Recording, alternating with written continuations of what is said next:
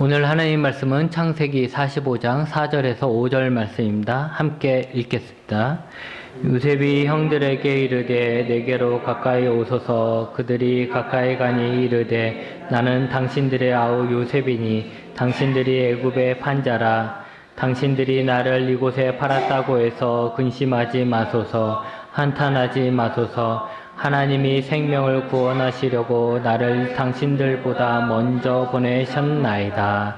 아멘. 우리 옆 사람에게 참 잘 오셨습니다 하고 인사합시다. 네. 참 잘 오셨습니다. 네, 참 잘 오셨습니다. 네. 네. 우리가 아무런 고통 없이 고난 없이 편안하게 사는 것이 모든 사람들의 바람일 것입니다. 그런데 우리의 삶은 우리의 바람과 달리 고통이 오고 고난이 오게 되어 있습니다. 그래서 사는 것이 힘들다라고 말하고 그 고난을 이길 힘이 없으면 그의 삶은 그대로 무너지고 말게 됩니다. 우리의 인생에 고난이 없을 수 없다면 결국 우리는 우리에게 닥치는 고난을 어떻게 이겨내야 할 것인지, 이 고난을 어떻게 이해할 것인지가 우리가 살아가는데 중요한 한 요소가 되는 것입니다.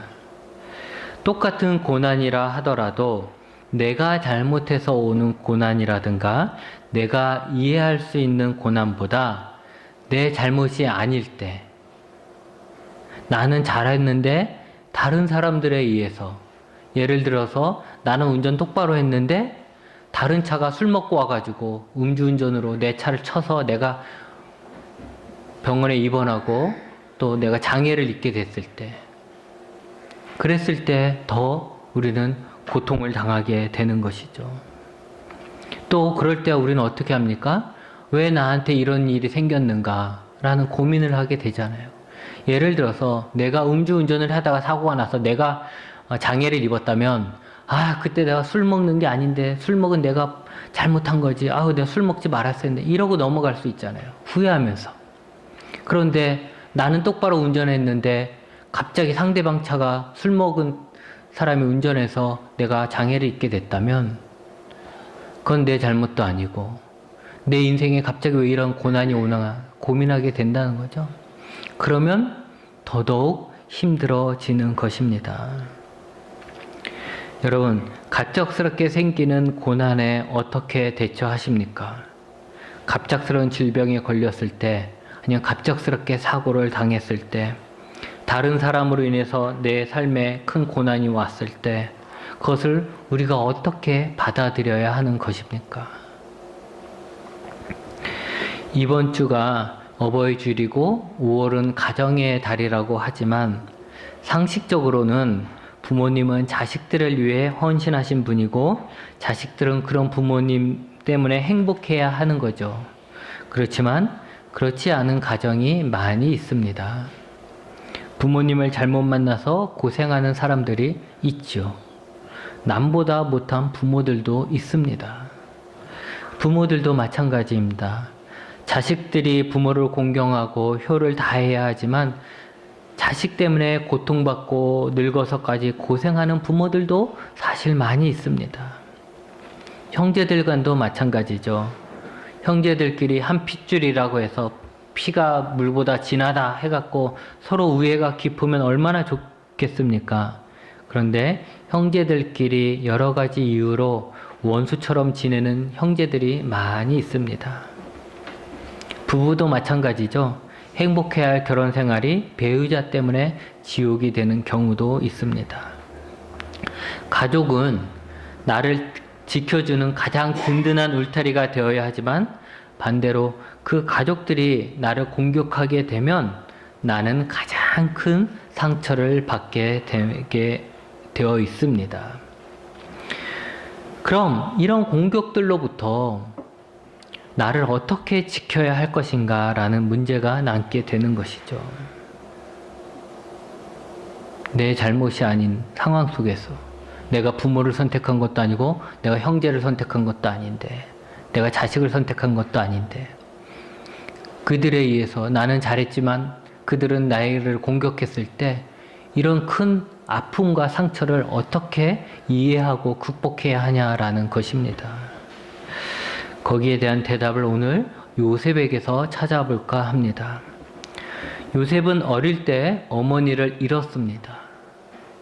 그래서 아버지 야곱은 더더욱 요셉을 이뻐하며 귀하게 키웠습니다. 형들은 다 양치러 나가서 일할 때 요셉은 귀한 옷을 입고 집에서 놀았습니다. 아버지 품 안에서 노는 거죠. 그는 아버지의 사랑으로 행복한 어린 시절을 보냈습니다. 그런데 아버지의 사랑을 시기한 형들로 인해서 노예로 이집트에 팔려가게 됩니다. 자신과 함께 자란 형, 자신과 아버지가 같고 자신과 한 집에 살고 자신과 함께 일을 하거나 같이 놀았거나 밥을 먹었던 그 형들, 외부의 적으로부터 동생인 자기를 지켜줘야 할 그 형들이 오히려 어린 자신을 노예로 팔아버렸다는 것을 어떻게 이해할 수 있겠습니까? 이해할 수 없을 것입니다. 어떻게 형들이 그럴 수 있냐라는 거죠. 노예 생활이 힘들수록 자신을 판 형들을 원망하고 저주를 했을 것입니다.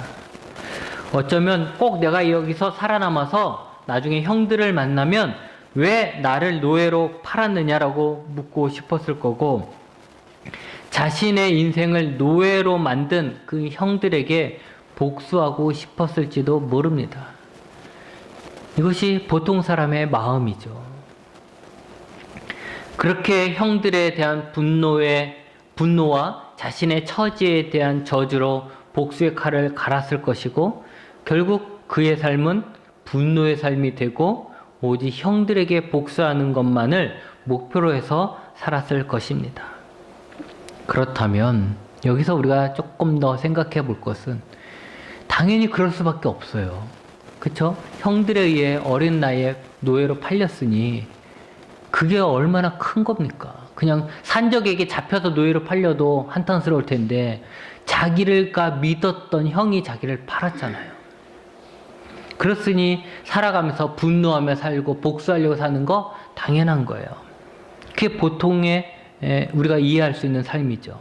그런데 중요한 것은 과연 그런 삶이 행복한 삶이었을까라는 거죠. 요셉이 그런 마음을 갖고 이집트에서 살았다면 그는 과연 이집트에서 행복하게 살았을까? 오히려 그 삶은 그를 행복하게 해주는 삶이 아니라 자신을 망가뜨리는 삶이 되고 말았을 것입니다. 근데 안타까운 것은 대부분은 이렇게 산다는 거죠.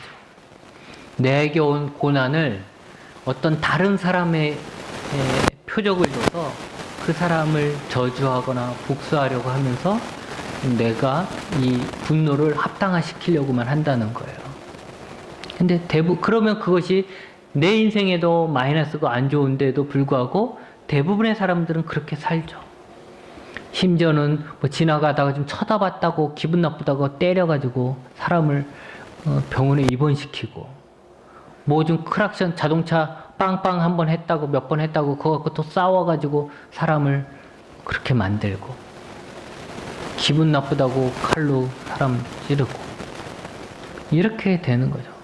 내가 기분 나쁘니 내가 너에게 복수하겠다, 이런 마음을 갖는다면, 요셉 같은 상황이라면 정말 형들을 찾아가서 복수를 해도 아무도 뭐라 하지 않을 그럴 만한 어려움이 있다라는 거죠. 그만큼 힘든 삶을 살았다는 거죠.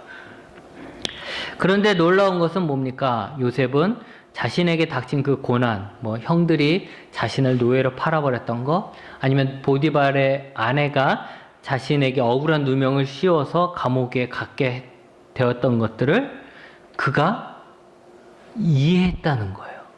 도저히 이해할 수 없는데 형들이 나를 판 걸 누가 어떻게 이해할 수 있습니까? 근데 그걸 이해한 거예요. 보디발의 아내가 자신을 유혹했을 때 자기는 옳은 것을 선택했는데 그럼에도 불구하고 감옥에 갔잖아요. 그럼 어떻게 이해합니까? 그런데 놀라운 것은 요셉은 이해를 했다는 것입니다. 도저히 이해할 수 없는 고난에도 불구하고 요셉은 그 고난을 이해함으로써 분노를 마음에 담지 않게 되고 복수 또한 하지 않게 됩니다. 그러니까 자신의 인생을 분노로 복수하는 인생으로 만들지 않았다라는 거예요. 우리가 잘 아는 것처럼 요셉은 노예로 보디발의 집에 팔리게 됩니다. 거기서 일을 잘했고 보디발의 인정도 받아서 나름 잘 지내고 있었는데 거기에 보디발의 아내가 요셉을 유혹하게 되는 것이죠. 요셉은 그 유혹 속에서도 보디발에 대한 자기 주인인 보디발에 대한 의리를 지키기 위해서 이 여자의 유혹을 이겨냅니다. 뿌리칩니다. 그건 박수받아 마땅한 일이죠. 하지만 결국 그 일로 인해서 이 요셉은 감옥에 갇히게 됩니다. 감옥에서 그는 그 감옥에 먼저 와 있던 2명의 관원의 꿈을 해몽해 주고 그 일로 인해서 나중에 이집트의 국고를 담당하는 높은 사람이 됩니다. 이제 요셉은 형들에 의해 팔려간 나약한 요셉이 아니었으며 보디발의 아내 모함에 힘없이 당하는 노예도 아니었습니다. 그는 이집트의 왕 다음이라는 소리를 들을 만큼 막강한 힘을 가진 자가 되었습니다. 언제든 자신을 괴롭게 했던 자들에게 복수할 수 있는 힘을 그는 가지게 된 것입니다. 어느 날 그는 그 기회를 잡았습니다. 형들이 곡식을 사러 이집트에 온 것이고 요셉 앞에 서게 된 것입니다. 나중에 요셉을 알아본 형들은 자신들이 저지른 죄 때문에 요셉을 두려워하고 죽을 것을 걱정했지만 요셉은 오히려 그들의 가족이 살 수 있는 길을 열어주었습니다. 흉년으로 고통당하던 야곱의 모든 식구가 이집트에서 풍요롭게 살 수 있게 되었죠. 요셉으로 인해서. 요셉은 자신을 두려워하는 형들에게 이렇게 말했습니다. 당신들이 나를 이집트에 팔았다 하지만 두려워하지 말라. 하나님이 생명을 구원하시려고 나를 당신들보다 먼저 보냈다. 요셉은 자신에게 일어난 끔찍한 고난을 형들의 시기심만으로 보지 않고 하나님께서 이스라엘을 구원하시기 위한 큰 섭리의 과정으로 이해했습니다. 하나님의 섭리를 알게 된 요셉은 더 이상 형들을 원망하거나 자신에게 닥친 고난을 저주하지 않고 오히려 하나님의 섭리를 이루는 하나님의 일꾼이 되었습니다. 자신의 인생, 나한테 닥치는 일들, 그런 것들을 하나님의 섭리에서 생각할 수 있는 것이 바로 지혜입니다. 우리는 요셉이 어떻게 해서 그 높은 자리에 앉았는지 알아야 합니다. 그것은 그가 꿈 해몽을 잘해서였기 때문이었죠. 관원들의 꿈을 해몽했고 이집트 왕의 꿈을 해몽했습니다. 많은 사람들은 알지 못했는데 이 요셉은 그걸 해몽했다는 거죠. 그러면 그 꿈을 그가 어떻게 해몽했습니까? 하나님이 지혜를 주셔서 그 꿈을 해몽하게 된 것입니다. 여러분, 지금 우리가 볼 때는 그게 꿈 해몽이지만, 그래서 어떤 사람은 내가 뭐 이런 꿈 꿨어 하면서 이런 꿈은 무슨 뜻일까라고 해서 막 요셉처럼 막 그렇게 하려고 하지만, 사실은 이 당시의 꿈 해몽이라는 것은 결국 그것은 앞을 내다보는 통찰력이었다는 거죠. 그리고 그 지혜로 이집트에 닥친 7년의 흉년을 다 극복할 수 있었던 것입니다. 다시 말하면 요셉은 어떤 사람이었느냐? 하나님이 주신 지혜를 가진 자였습니다. 그랬기 때문에 그는 노예로 팔렸음에도 불구하고 감옥에 갇혔음에도 불구하고 이집트의 가장 높은 사람이 될 수 있었던 것입니다. 하나님의 지혜를 가졌기 때문에 그의 마음속엔 분노가 이를 수밖에 없죠. 형들에 의해서 또 보디발의 아내에 대해서 분노할 수밖에 없고 복수할 마음밖에 가질 수 없었음에도 불구하고 그가 하나님의 지혜를 가졌기에 그것 또한 하나님의 섭리 안에서 다 풀어낼 수 있었던 것입니다. 그는 그 지혜로 자신의 인생에서 하나님의 섭리를 알게 되고 그는 분노의 화신이 아니라 하나님의 구원의 사역을 이루는 자가 될 수 있었습니다. 여러분, 우리도 하나님이 주시는 지혜가 있어야 합니다. 지혜가 단순히 시험 잘 보는, 암기 잘하는 그런 거 갖고 지혜라고 하지 않습니다. 지혜는 하나님의 눈으로 이 세상을 볼 수 있고 해석할 수 있는 능력입니다. 통찰력이라 할 수 있고 내 인생을 해석할 수 있는 능력이죠. 여러분은 여러분의 인생을 해석할 수 있습니까? 여러분은 이 세상을 해석할 수 있습니까? 지혜는 그런 거예요. 단지 내가 영어 단어 몇 개 더 외울 수 있는지 그런 게 아니라 수학 문제 몇 문제 더 풀 수 있는 게 크게 지혜를 주십시오 하라고 기도하는데 그런 게 아니라는 거예요. 지혜는 내가 살아가는 모든 세상을 하나님의 시각으로 이해할 수 있고 내 인생을 하나님의 눈으로 보고 이해할 수 있는 그 지혜는 통찰력이라는 것이죠. 그런 지혜가 있어야 이 세상의 주인이신 하나님을 알 수 있는 것이고 내 인생의 사명도 알 수 있는 것입니다.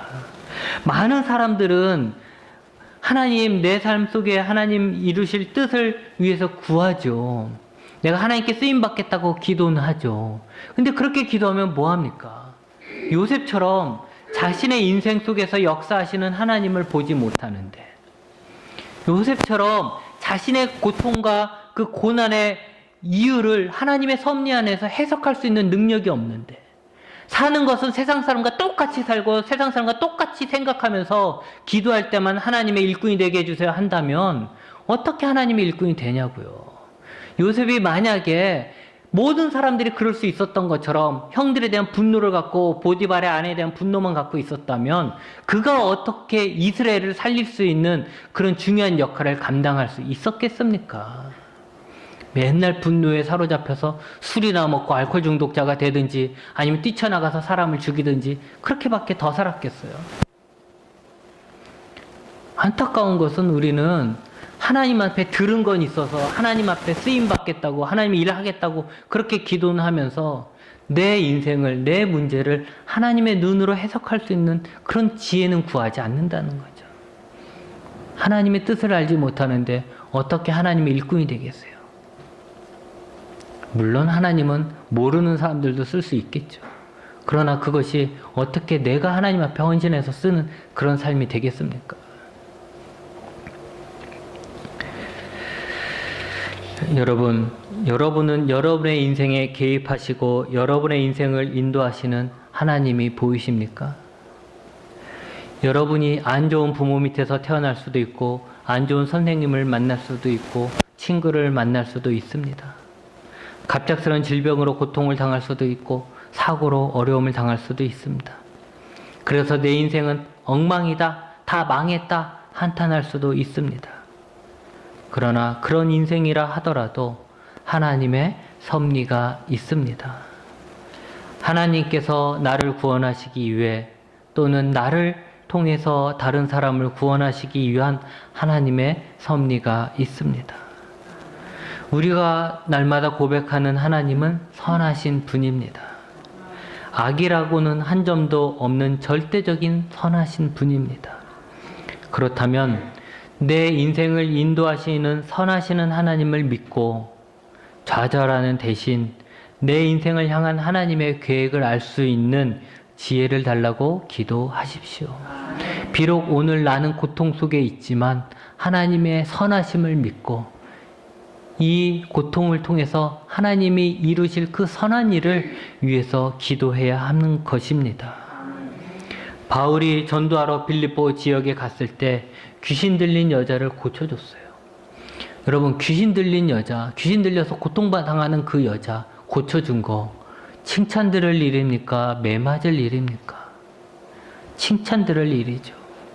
그런데 그 일을 통해서 바울은 억울한 누명을 쓰고 감옥에 갇혔습니다.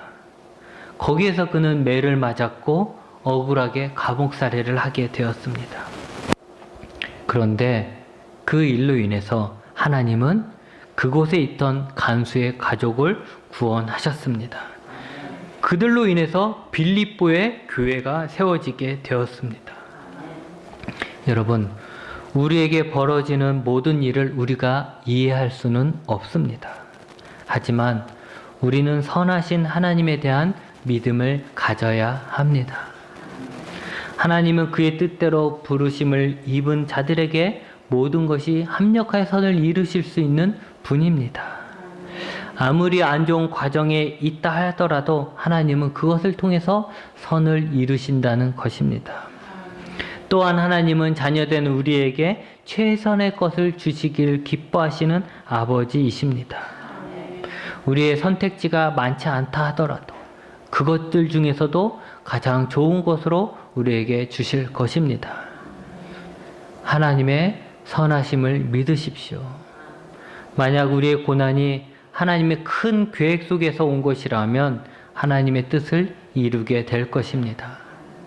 만약 우리의 고난이 우리의 죄의 결과라 하더라도 하나님은 그 고난을 통해서 나를 연단시키시고 나를 구원하실 것입니다.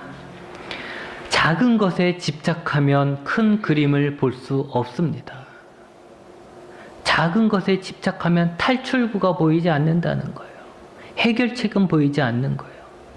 큰 그림을 볼 수 있을 때 내가 무엇을 해야 하는지 알 수 있고 어디로 가야 하는지 알 수 있는 것입니다.